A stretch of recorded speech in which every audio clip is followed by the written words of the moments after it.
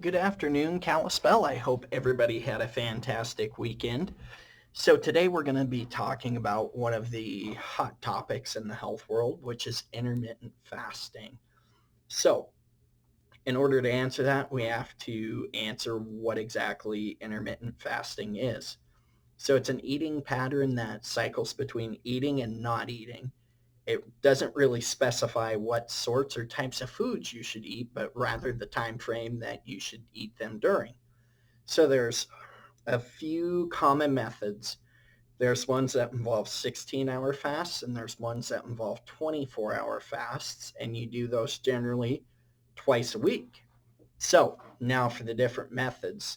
There's the 16-8 method, which that's also called the lean gains protocol. It involves skipping breakfast and restricting your eating between or over an 8-hour period. So say you skip breakfast and then you eat between 1 p.m. and 9 p.m. Then you fast for 16 hours in between. There's another one, eat, stop, eat, which involves fasting 24 hours once or twice a week. That's one we talked about right at the start of the video. And then there's the 5-2 diet, which on so your fasting days, you consume between 5 and 600 calories on non-consecutive days, but eat normally the other 5 days. So there's a ton of research coming out on this. There's some pretty big changes that diet can have on your hormone production. The big one is human growth hormone, or commonly known as HGH. Intermittent fasting has been shown to actually cause that hormone to skyrocket. It also helps your insulin sensitivity, and it improves your insulin levels, which helps your insulin drop, and it makes your stored body fat more accessible to be burnt up. Cellular repair is another huge one.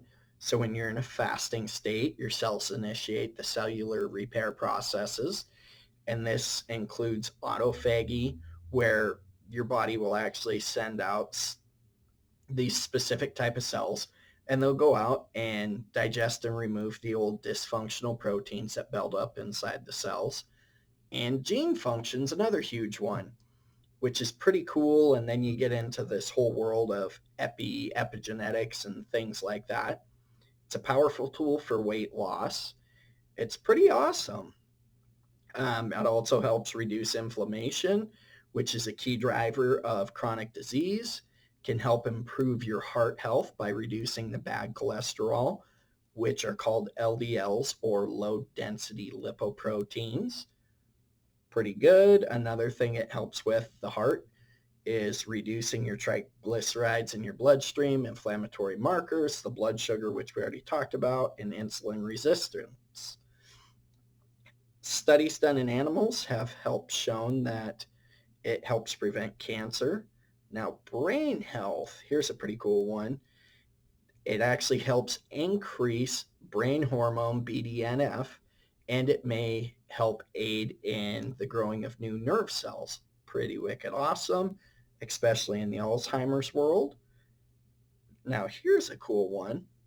It was actually shown in a study done with rats to help extend their lifespan. It showed that the rats, on average, lived 36 to 83% longer. Pretty crazy, but also you're talking about the lifespan of rats, so it's relatively short. It's also been shown that intermittent fasting is not effective for women as it can be for men. Pretty cool. Um, Safety and side effects. The main side effect you're going to have is hunger, but you can feel weakness when you start to do it, or you may feel like you have brain fog, like it's not performing how it used to. Generally, it's only temporary. If you do have a medical condition, you should definitely consult with your main doctor before you start it. But it's particularly important if you are a diabetic, you have trouble with blood sugar regulation, low blood pressure, you're taking medications, you're underweight, have a history of eating disorders, you are a woman who is trying to conceive or pregnant or breastfeeding. So pretty cool. If you guys have any questions or comments, make sure you shoot them over to us in a message, and we will do our best to get back to you as soon as we can. Have a great day, Kalispell.